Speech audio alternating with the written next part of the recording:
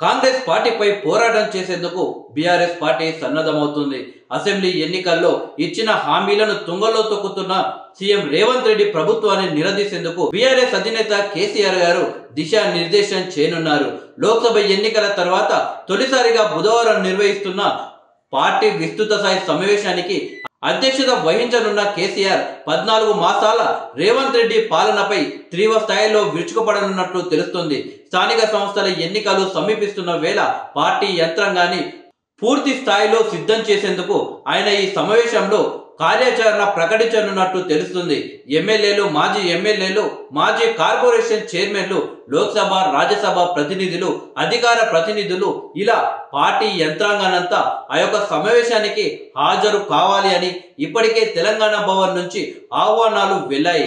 మధ్యాహ్నం 1 గంటకు ప్రారంభమయ్యే ఈ సమావేశం సాయంత్రం బాగా పొద్దుపోయేంత వరకు కొనసాగే అవకాశాలు ఉన్నాయని తెలుస్తుంది. కాంగ్రెస్ పార్టీ ఎన్నికలకు సంబంధించిన హామీలను ప్రస్తావించడంతో పాటు వాటిని అమలు చేస్తున్న అంశంపై పార్టీ అధినేత కేసీఆర్ తన ప్రారంభ ఉపన్యాసంలో ప్రస్తావించనున్నట్లు చెప్తున్నారు.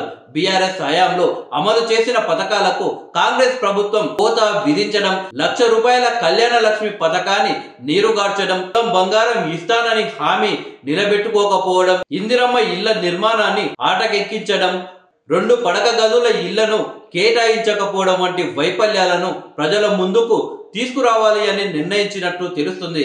రాజ్యసభలో తెలంగాణ బిల్లు ఆమోదం పొంది గురువారానికి 11 ఏళ్లు పూర్తవుతున్నాయని ఈ అంశాన్ని ప్రజల్లోకి తీసుకువెళ్లి ప్రత్యేక రాష్ట్ర ఆవిర్భావానికి బీఆర్ఎస్ చేసిన పోరాటం, అమలు చేస్తున్న ఉద్యమాలను గుర్తు చేయాలి అని నిర్ణయించారు. పార్టీ సభ్యత్వ నమోదు కార్యక్రమం, సంస్థాగత ఎన్నికలపై ఆయన దిశానిర్దేశం చేయనున్నట్లు తెలుస్తుంది. స్థానిక సంస్థల ఎన్నికల్లో పాగా వేయడమే లక్ష్యంగా పార్టీ యంత్రాంగాన్ని కార్యోన్ముఖులను చేసేందుకు కేసీఆర్ ఈ యొక్క సమావేశంలో దిశానిర్దేశం చేయనున్నారు. కేసీఆర్ గారి ప్రసంగం తర్వాత ఆయా జిల్లాల ముఖ్య నేతల అభిప్రాయాలను తీసుకోవడంతో పాటు ప్రసంగించాలి అని కోరనున్నట్టు చెప్తున్నారు.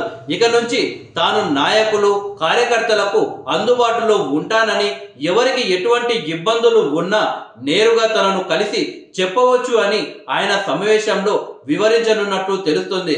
తెలంగాణ రైతాంగానికి రేవంత్ ప్రభుత్వం అన్యాయం, దురహంకారాన్ని, ఆయా జిల్లాలో చేస్తున్న రైతు దీక్షలు విజయవంతం కావడం పట్ల ఆయన ఇప్పటికే హర్షాన్ని వ్యక్తం చేశారు. ఈ సందర్భంగా నాయకులను అభినందించినట్లు తెలుస్తుంది. ఫిబ్రవరి 19వ తేదీ నాటికి బీఆర్ఎస్ పార్టీ ఏర్పాటై 25 ఏళ్లు పూర్తవుతుంది.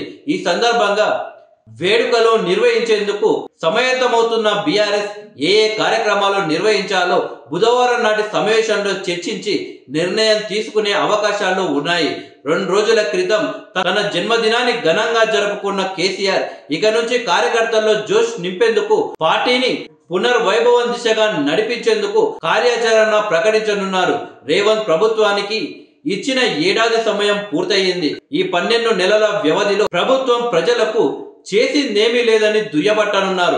సమాజంలోని అన్ని వర్గాలు రేవంత్ ప్రభుత్వం పట్ల తీవ్ర అసంతృప్తితో ఉన్నారని, బీఆర్ఎస్ ప్రభుత్వ హయాంలో నిర్వహించిన 55,000 పరీక్షల ఫలితాలను ప్రకటించి నిరుద్యోగ యువతకు నియామక పత్రాలు ఇస్తే సరిపోదని, జాబ్ క్యాలెండర్ అమలుతో పాటు ఏటా 2 లక్షల ఉద్యోగాలను భర్తీ చేసే అంశంపై ఉద్యమాలకు శ్రీకారం చుట్టాలని పిలుపునివ్వబోతున్నట్లు తెలుస్తుంది.